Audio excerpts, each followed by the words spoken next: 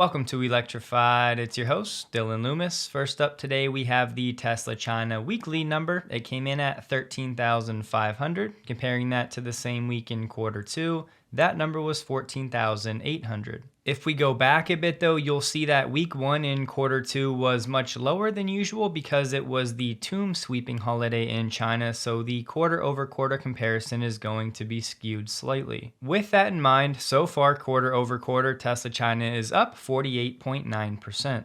And year over year, Tesla China is up 33%. Honestly though, even if you were to normalize week one in quarter two a bit, Tesla would still have a significant lead so far for quarter three. I have not been seeing reliable reporting for the Model 3 and Y split for each week, so if any of you out there happen to see it, please let me know. Don't forget though, domestic Tesla China sales should be strong right now as they're still offering that 5-year 0% interest loan. It was going to expire at the end of July, but they recently extended it to the end of August. You know how yesterday we pointed out the Tesla account said FSD 12.5 can find its way out of parking lots as well as unmarked roads? Just know this is not some new breakthrough with 12.5. It's still very hit or miss if it can navigate out of a parking lot. Right here, I was testing it earlier today. All it had to do was make a simple left turn, the exact way we came in to get out of this parking lot, and as you're about to find out, it did not figure it out.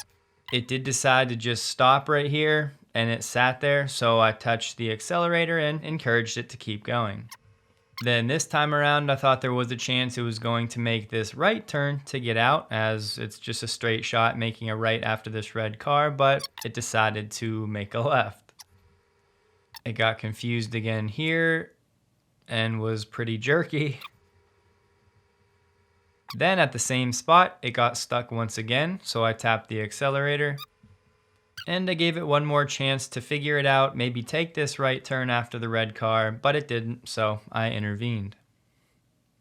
Just know that this feature is not ready for prime time. At this point, we should not expect it to be, as far as we know, it's not really being trained on that data, which is why I was confused why the Tesla account would promote something like this in the first place. In what I hope and expect will be a sign of the times, the South Pasadena police fleet has become the first city in the nation to go all electric. We heard this would be coming months ago, but it's now official. They have a fleet of 20 Teslas, and they said these police cars have been meticulously designed with a focus on safety, efficiency, and fiscal responsibility. They said the operational cost of the EVs is projected to be at least half the per mile cost of gasoline-powered vehicles. Plus, a bank of 34 new EV chargers have been installed at South Pasadena City Hall. Should we just embrace cheap EVs coming from China? No, because it's not fair competition. We're talking about I can't even call it industrial policy. It's really a market distortion policy driven by China.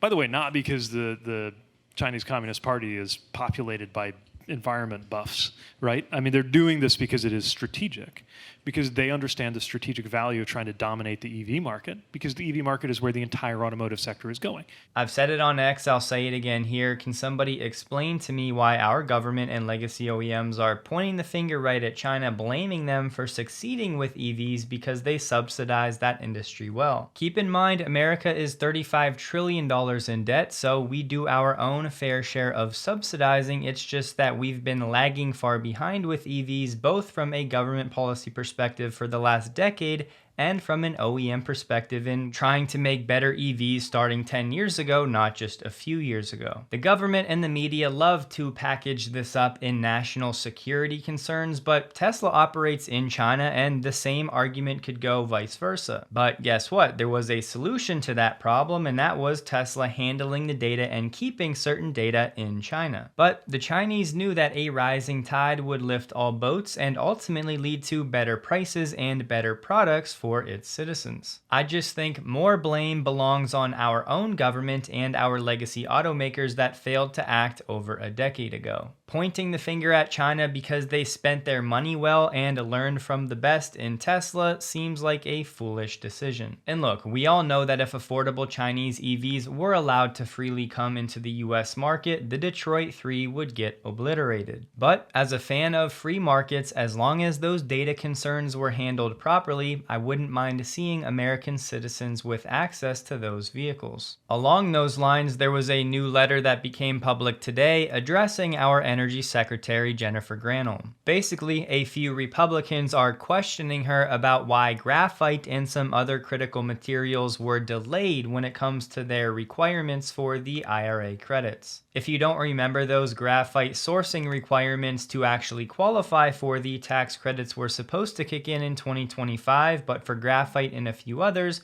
it was delayed until 2027. And this letter is pushing back on that decision. There were 2 new videos from the Wall Street Journal today talking about Tesla's autopilot and some of the crashes and the investigations. The new information that the journal has purported to have found was actually from a hacker that gets the Tesla inference computers from a mechanic who works on salvaged Teslas. The hacker is shipped these FSD Tesla computers after the accident, and then he basically finds the autopilot visualizations and how they recognize certain objects in the scene when autopilot is in use. Personally, I would not call this a hit piece. I think overall it was pretty fair, but it definitely had a skeptical and an anti-autopilot tone. But we do have to acknowledge that autopilot has had problems recognizing stationary objects, usually at night, like emergency vehicles, and I think it's worth a reminder to everyone to never get complacent. The piece pointed out the thousands of autopilot crashes that have been reported to NHTSA, and some of which have been deadly, but the Wall Street Journal focused on 222. They did focus primarily though on one story where a gentleman did pass away a few years back, but that was the story where this guy was warned to keep his hands on the wheel 19 times before that crash. And listen, I do not want to sound insensitive, but it's just a fact that right now, whether autopilot or FSD, the driver is still responsible. The video talked about Tesla's camera-only approach versus a more robust sensor suite using things like radar and LiDAR, naturally painting the latter as a safer option. And we've already known that the DOJ is investigating Tesla for its marketing of autopilot, but part of the problem I think folks will have with this video is they did call Missy Cummings a leading expert on autonomy. On that point, we've also known that NHTSA has done investigations into autopilot for years, and Tesla has been working closely with them. But at the end of the video, Missy Cummings said computer vision is a deeply flawed technology, and she thinks having the car do most of the driving and requiring you to pay attention, aka ADAS features, she does not think that technology is going to be in the cars long term. Now, if she means because Tesla is going to solve FSD and eventually move to unsupervised, then I would agree. But I'm pretty sure that's not what she meant. Just a fun fact, if you did not know, the Tesla FSD computers are under the glove box. Just some more important context if you're new to this whole story, Missy Cummings was appointed into her role at NHTSA by the Biden administration. She was very adversarial toward Elon and Tesla on X, but then she actually ended up deleting her account. More than that though, we learned that she had some conflicts of interest. She was on the board of directors at Veoneer, which is a company that focuses on LiDAR, from which she was making a decent salary. And because of that and a petition that went around that many of us signed, she was ultimately ordered to recuse herself from any matters relating to Tesla. Gene Munster said this was impressive reporting by the Wall Street Journal, but in my opinion, it was really just providing more granular detail for storylines that we've already known about. Gene still thinks eventually Tesla will add more sensors, whether it's radar or LiDAR, but finally he said this is a bad look for Tesla and will stoke the debate related to the feasibility of autonomy. But I don't think that's totally fair, taking Tesla's autopilot technology, which maybe does have some shortcomings they're still figuring out, and then extrapolating that to, well, I guess FSD is probably never going to work. While what he really said is true, this will stoke that debate. What you would like to see an analyst do is choose a side and then provide their rationale. He did say eventually he believes the FSD code will replace autopilot, and that's one thing I wish Elon and the team would give us a bit more clarity on. Just as a reminder, NHTSA does still have open probes into Tesla for vehicles using autopilot after reports of 20 crashes after Tesla's autopilot recall. And one of the original NHTSA investigations into autopilot dating back to 2021 identified at least 13 Tesla crashes involving at least one death, and many more involving serious injuries, which totaled 54. But that many of these were driven by driver misuse of the system playing an apparent role. As we've been saying for years, these systems are not yet perfect. Unfortunately, bad and tragic things are going to happen, but the long-term vision, this should save many, many more lives. Another way of saying it, the trolley dilemma. My main reason for sharing all of that though was just a reminder to please make sure that you and your family stay as safe as possible out there as we transition toward autonomy. Supervising FSD, yes, even version 12.5.1 requires mental acuity and staying sharp. You can't get lazy or tired out there as seen by this clip from my drive this morning. FSD was speeding up to make a right turn and apparently did not see the car that was flying around the corner. And what better way to stay sharp than having some AG1, the sponsor of this video. From this recent study, the most common nutrient deficiencies are vitamin A, vitamin Bs, zinc, vitamin E, and the list goes on. And what do you know, in AG1, the percent of daily value you get for vitamin A is 62%, B6 is 176%, zinc is 136%, and vitamin E is 553%. Vitamin D is another common deficiency, and if you use my link below or the QR code on the screen, you can get a 1-year supply of vitamin D3K2 for free. I put a few drops in each time I have AG1, which is usually midday. And hear me out, I'm not trying to say AG1 is a health panacea, but I do prefer my energy levels and how I feel when I'm getting all of the nutrients I need as compared to when I'm not. And I'm gonna need a few more months to get to where I want to be physically, but I am making progress with my gut specialist after the parasite destroyed my biome. My goal is 200 pounds at 10% body fat at 5'11". Right now I weigh 194 and my body fat's around 15%. But if you want to try AG1 to see if it gives you more energy, among other things, like it did for 97% of participants in a recent study, it's drinkag1.com/electrified for the D3K2 and 5 travel packs for free. Enjoy. This report was highlighting the Chinese takeover of the Thailand auto market, which for decades has been dominated by the Japanese. In 2022, those Japanese auto brands accounted for 86% of new car sales in the Thai market. That figure was down to 75% last year. That's thanks to BYD, Great Wall, and SAIC making their entries into the market. And 6 Chinese EV companies are already selling cars in Thailand, and 3 more entrants are coming this year. That's a good segue for this. We now have DTC reporting that BYD is preparing to enter the Canadian EV market. Public documents filed with Ottawa show lobbyists acting on behalf of BYD to advise on matters related to the expected market entry of BYD into Canada for the sale of passenger EVs, and the establishment of a new business and the application of tariffs on EVs. A source said BYD has recently met with Canadian dealers about establishing local dealerships. And we know BYD has already established a presence in Mexico, selling some vehicles there, and it's also planning a factory in central Mexico. The next 2 years are going to be incredibly interesting for the automotive industry worldwide, but definitely in North America.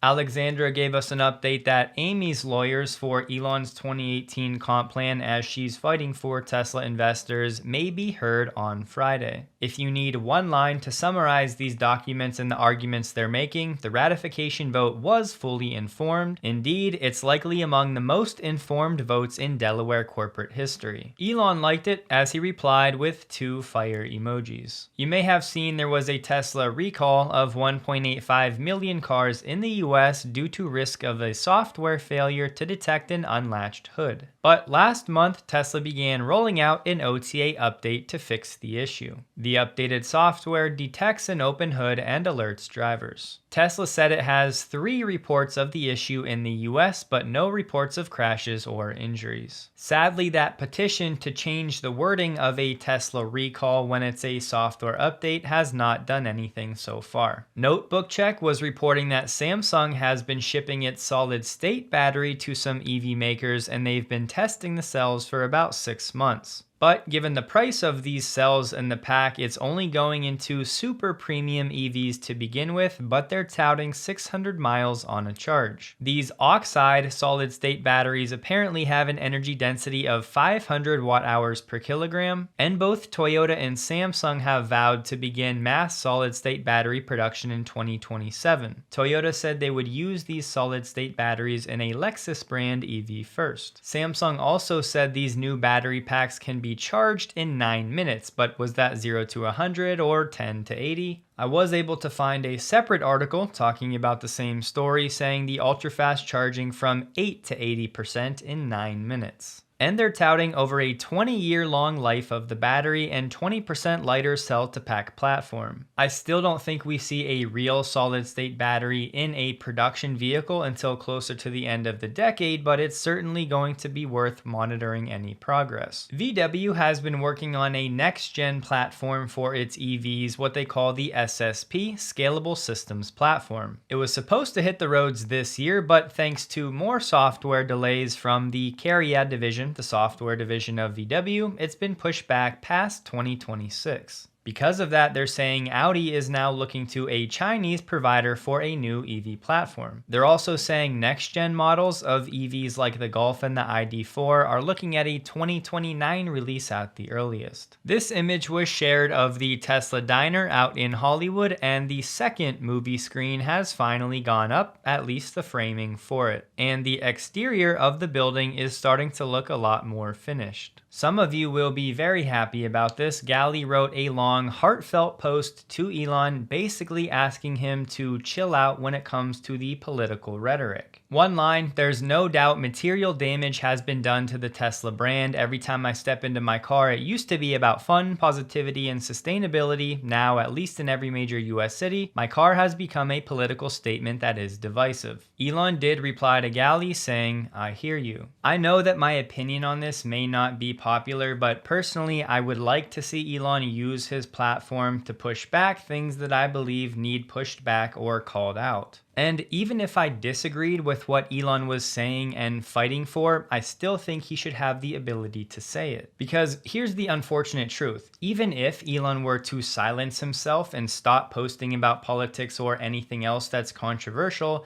the mainstream media still has a strong dislike for Elon. They have for a long time, and that's not going away. And I fully agree that in the short term, Tesla's sales will likely be lower than they otherwise could be. However, if they keep making the best products and if they actually solve autonomy, in the end, in the long run, it really won't matter that much. Personally, I do think there are things that are more important than Tesla. I'm not saying I agree with everything Elon says or does. We are a few months out from an election, so we can just hope that by 2025, all of this political rhetoric does calm down. You know, I'm reminded of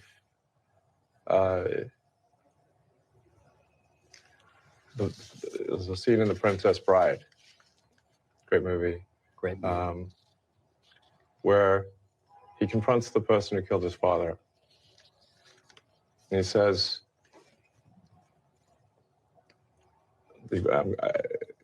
offer me money, offer me power. I don't care. So you just don't care. You want to share what you have to say. I'll say what I want to say, and if the consequence of that is losing money, so be it. It looks like Lucid has a release candidate ready for their upcoming SUV, the Gravity, that they're dubbing the best SUV in the world, and it is supposed to go on sale later this year. And you can't see too much, but here's a quick shot of the back of the vehicle. I do think there's some distortion in this lens, but from this angle, it kind of looks like a minivan. Tesla Scope said the largest and most inclusive rollout of FSD 12.5.1 is now going out to additional AI4 vehicles. Rivian's second generation R1S and R1T are now going to be delivered without a physical key fob. Replying to Gail Alfar talking about 12.5.1, Elon said the car drove me around Austin to random GPS pin drops, no interventions. I had some interventions on 12.5.1 this morning. I'll hope to share some of those videos tomorrow. Tesla stock closed the day at $222.62, down 4.08%, while the Nasdaq was down 1.28%. It was a normal volume day, trading about 18 million shares below the average volume the past 30 days, which has been much higher than it was in prior months. Don't forget, if you're interested in trying it out for yourself, check out AG1 linked below. Hope you guys have a wonderful day. Please like the video if you did. You can find me on X linked below. And a huge thank you to all of my Patreon supporters.